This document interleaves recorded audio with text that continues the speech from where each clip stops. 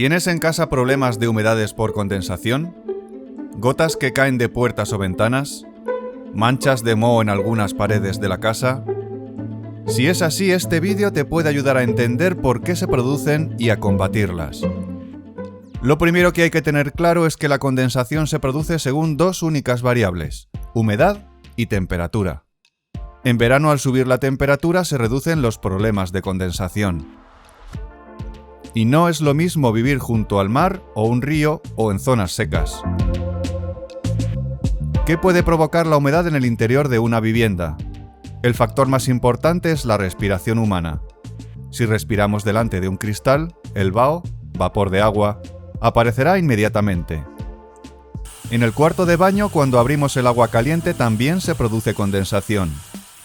También aumentan la humedad las plantas, ya sea por el riego que les aportamos o por su propia respiración. Si tendemos ropa en los radiadores, también aumenta la humedad mientras se seca. Cuando cocinamos alimentos, también se produce humedad. La humedad que tengamos en el interior de una vivienda también puede venir del exterior. Si ventilamos y la humedad del aire es muy alta, también pasará al interior.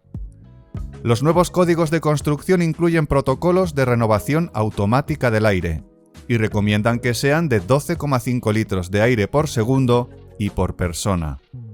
¿Por qué incidimos tanto en la humedad? ¿No influye el aislamiento de las viviendas para evitar los problemas de condensación? Ciertamente sí, y vamos a nombrar algunos aspectos que reducirán las humedades por condensación.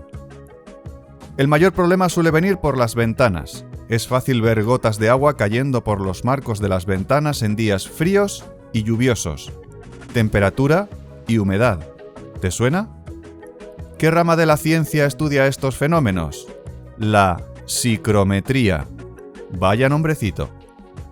La psicometría es una rama de la ciencia dedicada al estudio de las propiedades termodinámicas del aire húmedo y al efecto de la humedad atmosférica en los materiales y en el confort humano. ¿Nos interesa aquí el confort humano? ¿Sí? Vamos bien entonces. El aire húmedo está constituido por una mezcla de aire seco y vapor de agua. Volvemos a la ventana. Si una habitación está a 23 grados y la ventana está a 12 grados o menos, en cuanto la humedad de la habitación supere el 50%, aparecerán gotas de condensación.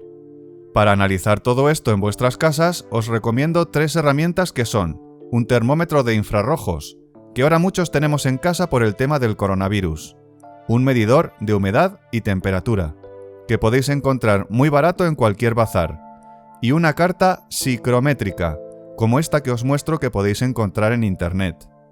Los estudiantes de eficiencia energética la conocen bien y saben que una pregunta de estas cae en el examen. No os asustéis porque contiene más información de la que vamos a necesitar. Y para esto solo nos hace falta saber que en la parte inferior se marcan las temperaturas ambiente, los grados que nos dice el medidor de temperatura o termómetro. Las curvas que indican unos porcentajes desde el 10 al 90% son la humedad relativa de la sala, que también nos la dará el medidor de humedad o higrómetro. Y la última curva de la izquierda nos da la humedad del 100% o punto de rocío, es decir, a qué temperatura un objeto produce condensación sobre sí mismo en esa habitación. Ojo, esta tabla es para mediciones a nivel del mar. Si vivimos a más altura, los datos variarán un poquito, pero nos sirve para orientarnos. Veamos el ejemplo de antes. Buscamos en la parte de abajo 23 grados y subimos hasta encontrarnos con la curva de humedad relativa 50%. Partimos del punto donde se cruzan y buscamos en horizontal y hacia la izquierda qué temperatura de la ventana provoca condensación y vemos que cae un pelín antes del 12. Dejémoslo en 12 grados. Por tanto, en esa habitación cualquier objeto que esté a menos de 12 grados producirá condensación del aire húmedo sobre él y aparecerán gotas. Parece magia, pero no lo es. El aire es capaz de almacenar humedad. Cuanto más caliente es el aire, más humedad puede almacenar. Si de repente aparece un objeto con una temperatura muy baja, el aire que hay a su alrededor no puede almacenar el agua y se condensa en forma de gotas. Las gotas que nos aparecen en las ventanas. Ahora volvemos con el aislamiento de las casas. Si tenemos un buen aislamiento, sobre todo en ventanas y cristales, el frío que haya en la calle no pasará al interior de la vivienda y no habrá ese salto térmico entre la temperatura de la habitación y la temperatura de los objetos y materiales que nos aíslan del entorno: paredes, suelos, techos, puertas y ventanas. Si vais a cambiar las ventanas, aseguraros de que las nuevas tienen rotura de puente térmico, es decir, el frío de fuera no lo transmiten dentro, y doble cristal. Si vais a comprar un piso, aseguraros de que el forjado de columnas que dan al exterior está bien aislado, pues de lo contrario el frío del exterior pasará a vuestra vivienda, provocando humedades y la aparición de moho. Pero tengo la casa que tengo y no puedo gastar mucho dinero en reformarla y aislarla mejor. ¿Qué puedo hacer? Fácil.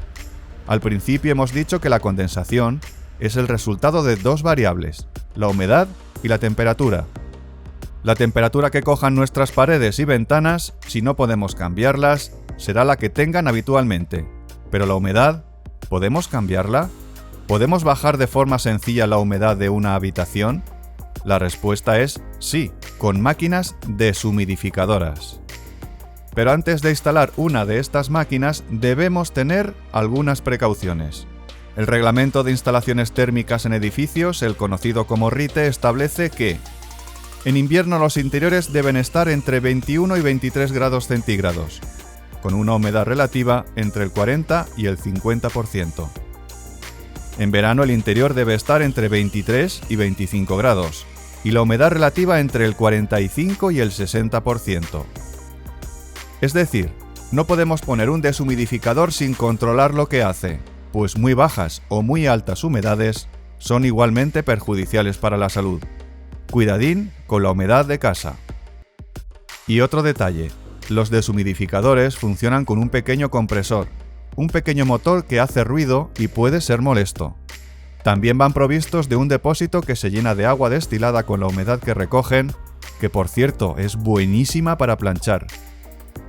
Por todo ello, la recomendación es ir a un comercio cercano de electrodomésticos y comprar un deshumidificador programable, que le indiques la humedad que quieres tener y solo se active cuando se supere.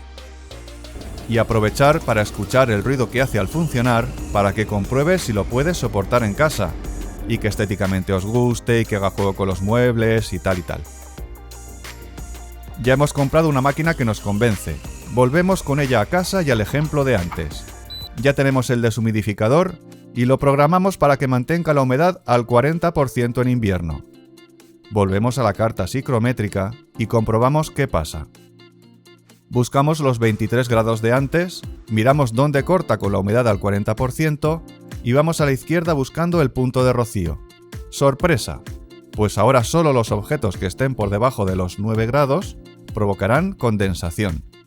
Hemos mejorado bastante, pues si no hay condensación, no habrá gotas por paredes y ventanas, y si no hay humedad en las paredes, no aparecerá moho, que no lo habíamos dicho, pero aparte de poco agradables a la vista, producen problemas respiratorios también.